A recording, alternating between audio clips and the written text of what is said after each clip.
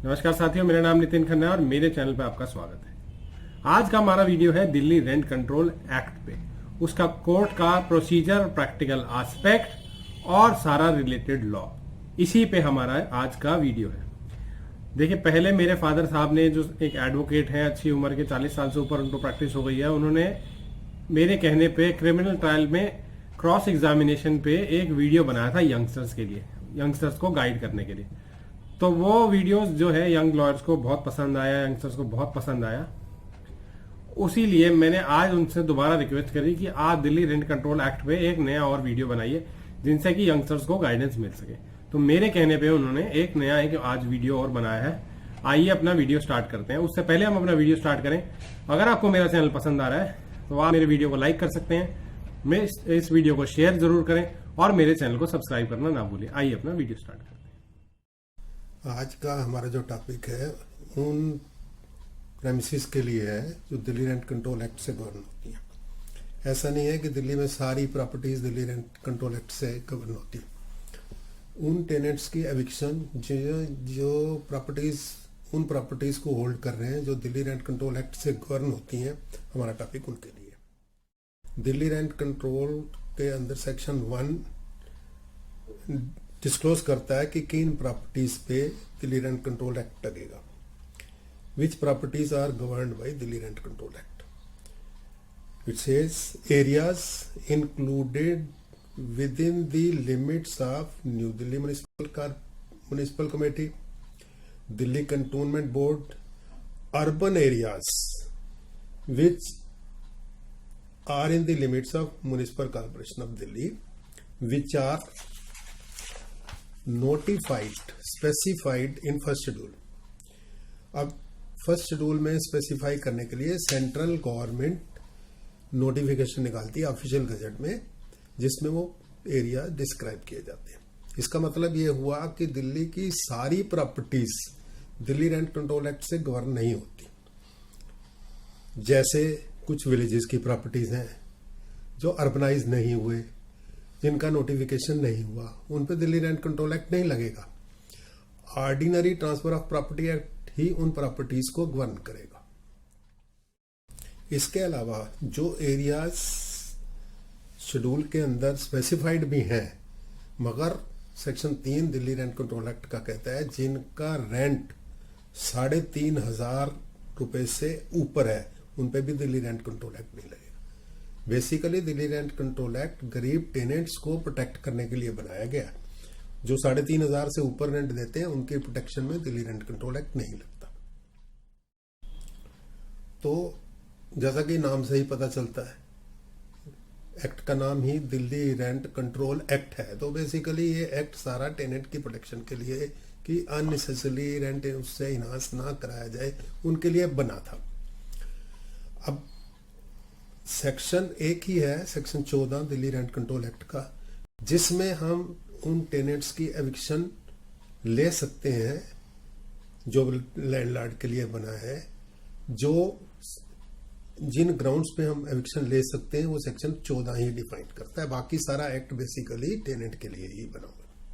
Landlord के लिए basically section 14 ही beneficial. इससे पहले कि मैं किस ग्राउंड्स पे लैंडलॉर्ड एविक्शन ले सकता है उनको डिस्कस करूं, उससे पहले ये बता दूं कि दिल्ली रेंट कंट्रोल एक्ट के रिव्यू में जो प्रेमिसेस आ जाती हैं उनके लिए सिविल सूट मेंटेनेबल नहीं है, civil suit for eviction maintainable नहीं है। उनके लिए सिविल कोर्ट्स की जुरिस्डिक्शन भी नहीं है।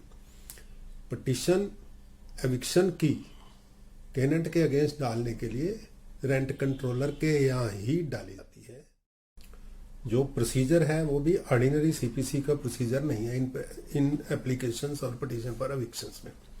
रूल 23 अब दिल्ली रेंट कंट्रोल रूल्स 1959 कहता है कि procedure which is not prescribed under this act shall be generally followed as provided in CPC. तो इसका मतलब ये हुआ कि सीपीसी स्ट्रिक्टली इस एक्ट पे एप्लीकेबल नहीं है। रेंट कंट्रोलर के अपने रूल्स और प्रोसीजर जो प्रिस्क्राइब्ड है उसी के हिसाब से प्रोसीजर एविक्शन पिटीशन का रेंट कंट्रोलर के यहाँ चलेगा। रूल 3 जो दिल्ली रेंट कंट्रोल रूल्स का है वो प्रिस्क्राइब करता है कि पटिशन किस फॉर्म में होगी और उसके अंदर क्या क्या नेसेसरी इंग्रेडिएंट्स इनकॉर्पोरेट किए जाएंगे। इसके लिए एक फॉर्म ए दे रखा है शेड्यूल के अंदर, अपेंडिक्स के अंदर फॉर्म ए, वो आपको मैं दिखा देता हूँ।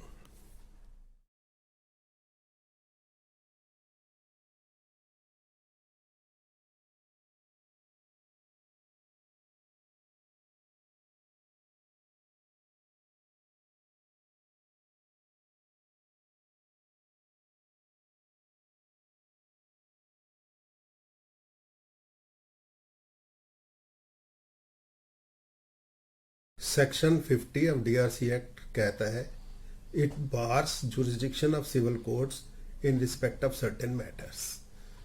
इसके अलावा rule 3 of Delhi rent control rules 1950 says that every application under section 9, 13, 14 and 91 of DRC Act shall be in Form A. The Form A is given in appendix of the rules, जो अभी हमने आपको अपेंडिक्स का rule proforma दिखा दिया। हर eviction petition Delhi rent control act के अंदर डालने से पहले हमें एक प्रिकॉशन और देखनी है कि क्या वो एरिया स्लम एरिया के अंदर तो नहीं आता।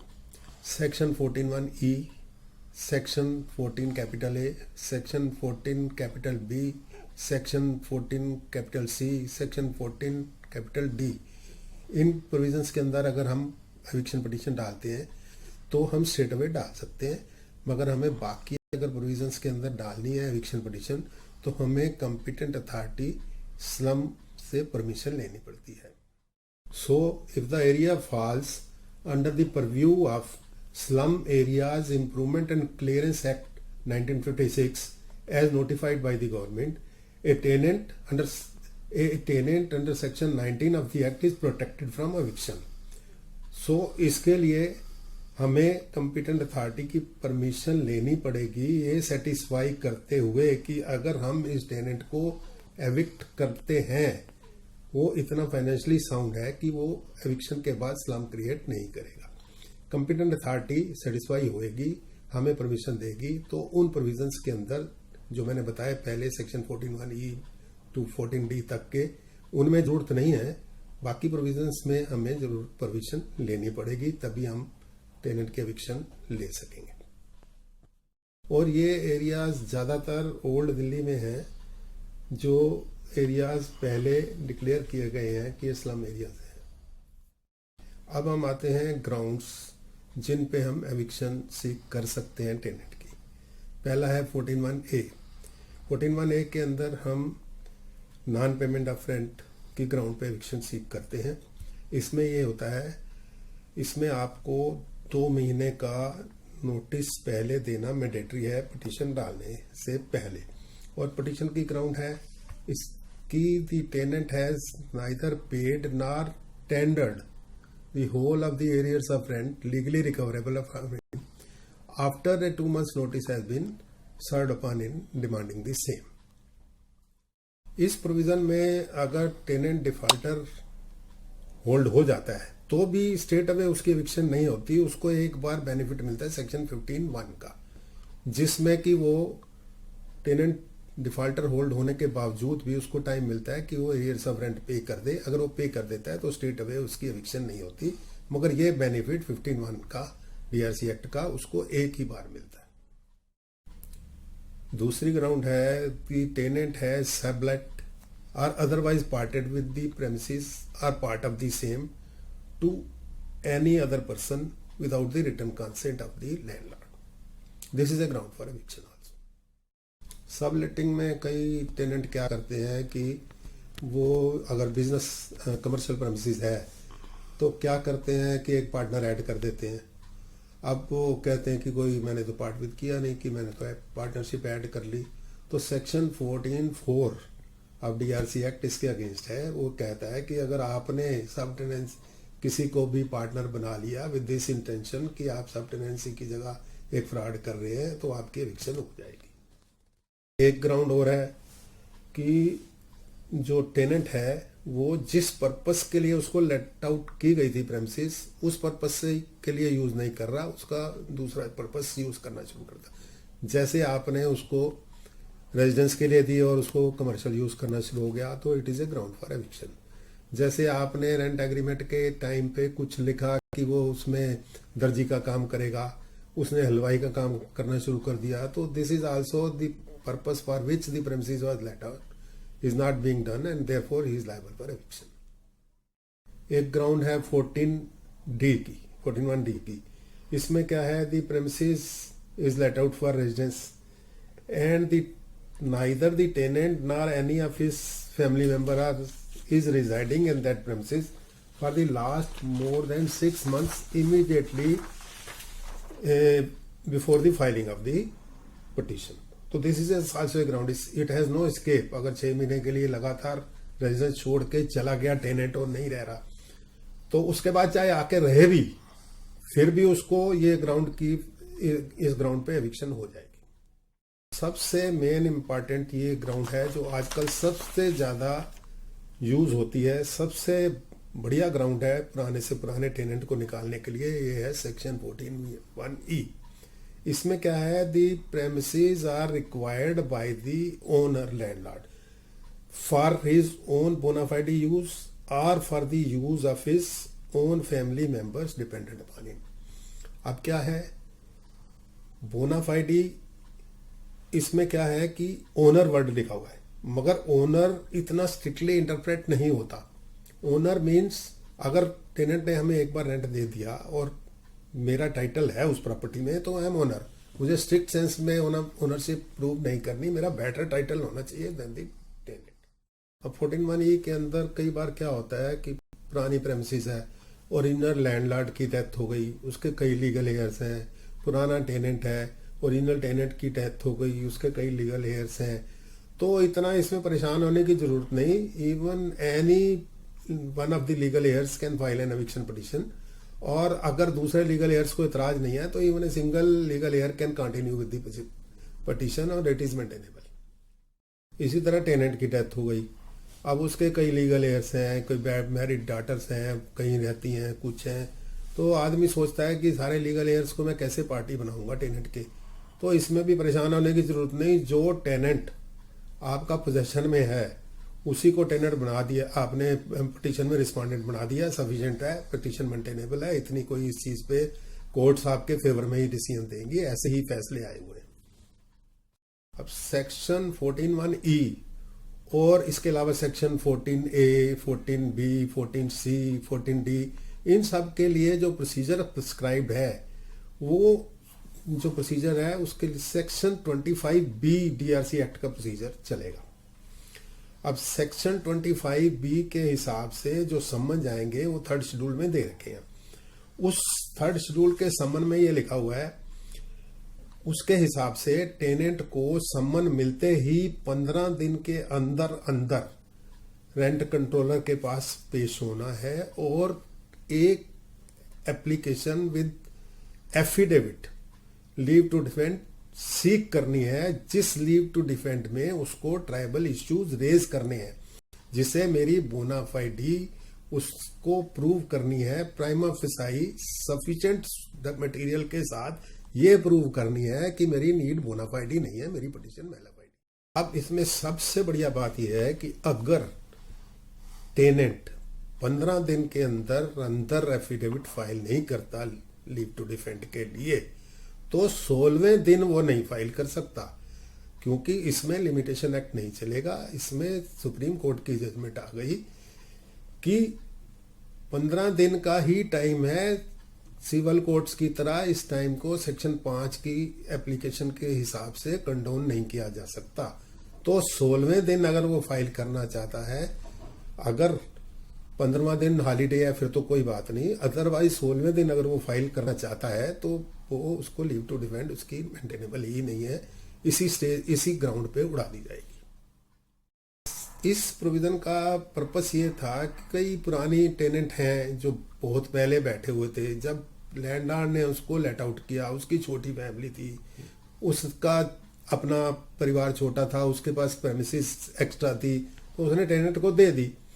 अब टाइम के साथ साथ उसका परिवार बड़ा हो गया, उसको अपने बच्चे बड़े हो गए, उनकी शादियां हो गई, उनको अपने लिए चाहिए जगह, और उसकी जगह पे टेनेंट बैठा हुआ है। तो ला ये कहता है कि नहीं, पहली जो जरूरत है वो लैंडलॉर्ड की देखी जाएगी, टेनेंट अपना कहीं और जाए।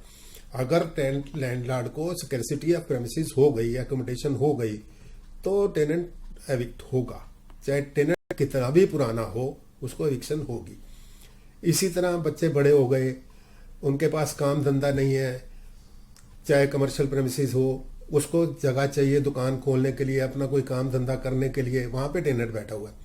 चाहे वो प्रेमिसेस रेजिडेंशियल हो चाहे कमर्शियल हो, वो अपने बोनाफाइडी, अपनी फैमिली की बोनाफाइडी के लिए लैंडलॉर्ड जो है उस प्रेमिसेस को एविक्ट करा सकता है। और कोर्ट भी उसको इनकरेज करती हैं, कोर्ट भी कहती हैं कि लैंडलॉर्ड इज द बेस्ट जज ऑफ हिज नीड। लैंडलॉर्ड को अगर लगता है कि मेरी जरूरत, अब इस प्रेमिसेस के लिए मेरी जरूरत है, मेरे बच्चों को जरूरत है, तो वो माना जाना चाहिए आम कि भाई उसकी जरूरत है, अनलेस कि टेनेंट एक किसी भी डॉक्यूमेंट से शो कर सकता है कि इसकी नीड मेलफाइडी है और इसको इस जगह की जरूरत नहीं है, तभी उसको लीव टू डिफेंड मिलेगी, अदरवाइज इसमें एविक्शन हो जाएगी। एक ग्राउंड है 14(1)H।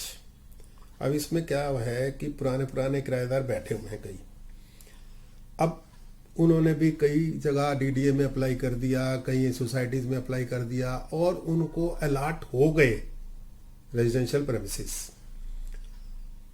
उन्होंने या तो बेच दिए या उनकी फैमिली कोई शिफ्ट हो गई, टेनेंट नहीं छोड़ता, तो भाई उसको भी खाली करनी पड़ेगी। अगर if the tenant has been allotted or has acquired vacant possession of any residential premises, तो चाहे वो कितना भी पुराना हो टेनेंट, चाहे आपकी नीड भी बोनाफाइडी ना हो, चाहे वो रेंट भी देता हो, मगर उसको क्योंकि एक प्रेमिसेस अलॉट हो गई, तो आप एविक्शन पिटीशन फाइल कीजिए, उसकी एविक्शन हो जाएगी। इसके अलावा 14(1)J की ग्राउंड है that the tenant has after the commencement of this act caused or permitted to be caused substantial damage to the premises।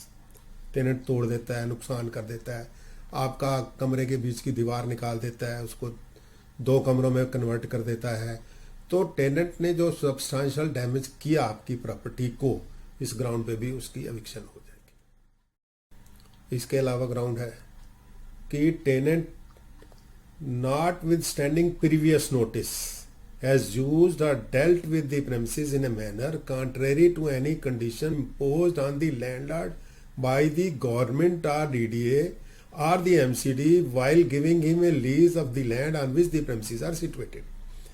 अभी जैसे आपको LNDO ने या DDA ने आपको एक लैंड अलॉट कर दी, एक मकान अलॉट कर दिया आपके रेजिडेंस के लिए, आपने उसमें दुकान खोल दी, अब आपको नोटिस आ गया डीडीए का या कि आपने मिसयूज कर रहे हैं, चाहे आपने मिसयूज खुद करवाया हो टेनेंट को देते वक्त, मगर उसको फिर भी खाली करनी पड़ेगी। नेक्स्ट ग्राउंड मैं बताता हूं, वो है सेक्शन 14(A)।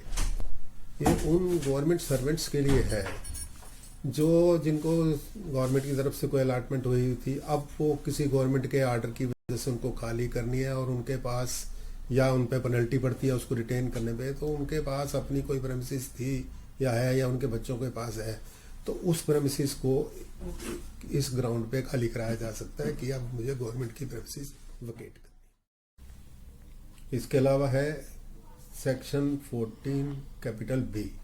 ये आर्म्ड फोर्सेस वालों के लिए है, उनका राइट है to recover immediate possession of premises. जो आर्म्ड फोर्सेस की जब वो रिटायर होते हैं या छोड़ते हैं जॉब, तो उनको अपनी प्रेमिसेस चाहिए, उसके लिए वो एविक्शन इमीडिएटली समरी प्रोसीजर में सेक्शन 14(1) की तरह 25(B) का बेनिफिट लेते हुए करा सकते हैं। इसी तरह 14(C) है, वो उन लोगों के लिए है जो सेंट्रल गवर्नमेंट एम्प्लॉई हैं या दिल्ली एडमिनिस्ट्रेशन के एम्प्लॉई हैं, उनको अगर अपनी प्रेमिसेस में आना है और वो रिटायर हो रहे हैं, तो रिटायरमेंट के 1 साल के अंदर अंदर वो अपनी रेजिडेंस के लिए टेनेंट से एविक्शन करा सकते हैं। एक विडो के बेनिफिट के लिए ये है सेक्शन 14 कैपिटल डी। इसमें क्या है, where the landlord is a widow and the premises let out by her or by her husband are required by her for her own residence, she may apply to the controller for recovering the immediate possession of such premises. इसमें भी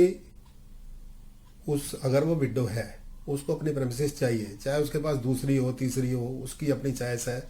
एक premises जिसको मर्जी वो अपनी मर्जी से खाली करा सकती है विडो, पर प्रेमिसेस लेट आउट या तो उसी की तरफ से हुई होनी चाहिए या उसके हस्बैंड की तरफ से लेट आउट होनी चाहिए। तो बेसिकली मेरा कहने का मतलब ये है कि अब there is sea change in the circumstances. जब ये दिल्ली रेंट कंट्रोल एक्ट बना था तब बहुत प्रोटेक्शन थी टेनेंट को, अब बहुत पुराना हो गया। जो टेनेंट उस टाइम जब ये बना था पार्टीशन के बाद आए थे, उनके ऊपर बेचारों को एक्सप्लॉइट ना हो इसलिए बना था।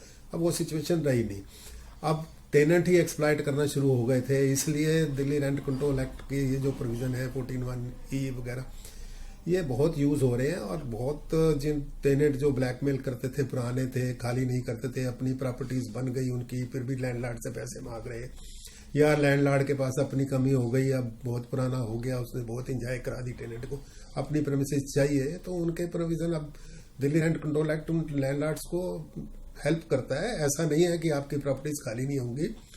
बाकी इसके अलावा दूसरी प्रॉपर्टीज होती हैं जो दिल्ली रेंट कंट्रोल एक्ट से गवर्न नहीं होती, कंट्रेक्चुअल टेनेंसी से चलती हैं, उनकी एविक्शन भी बहुत ईजी है। 3,500 से ऊपर अगर रेंट है तो आप, अगर वो टेनेंसी आपने रजिस्टर कुछ पर्टिकुलर पीरियड के लिए नहीं करा रखी, तो residential tenancy normally monthly tenancy होती है, और एग्रीकल्चरल और कमर्शियल टेनेंसी ईयरली टेनेंसी होती है। एग्रीकल्चरल और कमर्शियल टेनेंसी के अंदर 106 का 6 महीने का नोटिस देना पड़ता है। रेजिडेंशियल प्रेमिसेस के अंदर 15 दिन का नोटिस देके आप टेनेंसी टर्मिनेट करें और सूट फॉर पोजेशन डालें, वो भी खाली हो जाती है। ऐसा कोई इतनी बड़ी बात नहीं है कि अब पुराने से पुराने टेनेंट खाली हो जाते हैं। मैं तो ये चाहता हूं कि जितने वकील हैं बेचारे सब इन प्रोविजंस को अच्छी तरह पढ़ें और खूब अपने जो भी है अपने इस प्रोविजंस का यूज करें। एविक्शन पिटीशंस लें, खाली होती हैं, ऐसा कोई इतनी टफ नहीं है। पहले की तरह नहीं रहा कि किराएदार हो गया तो वो मालिक ही हो गया, मालिक ही है, किराएदार ही है। Thank you. तो ये था आज का हमारा वीडियो। अगर आपको ये वीडियो पसंद आया है तो इस वीडियो को लाइक करना और शेयर करना ना भूलें, और हमारे चैनल को सब्सक्राइब जरूर कीजिए ताकि आपसे आगे आने वाले वीडियोस मिस ना हो। Thank you.